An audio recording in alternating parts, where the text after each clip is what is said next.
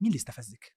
إليسا، بحييها على اختياراتها وأغانيها الجميلة وعلى المشوار المليء بالنجاحات، فارقة في حياة أمان.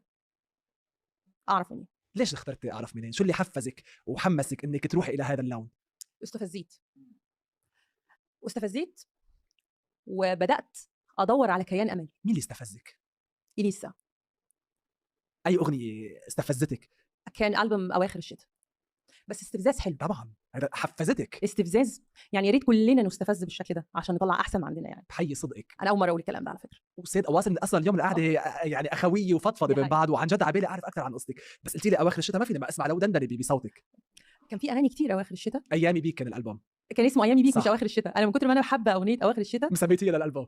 إذا لسه عم تحضرنا الليلة شو بتقولي لها؟ بحييها مم. على اختياراتها وأغانيها الجميلة وعلى المشوار المليء بالنجاحات. يعني وإذا بدك أغنية تغنيها ضميها لريبرتوارك من إليسا، أي أغنية لا تطلب منها؟ كتير، يا أغنية. بأمانة هي كتير. كريمة. لا بس حبيبتنا. أنا فعلا يعني حقيقي لو جيت تقولي إيه الأغاني اللي تحبي تضيفيها، مم. حقيقي كتير، كتير. لأنها عندها مشوار كبير فيه نجاحات كتيرة وأغاني كتير حلوة. الله.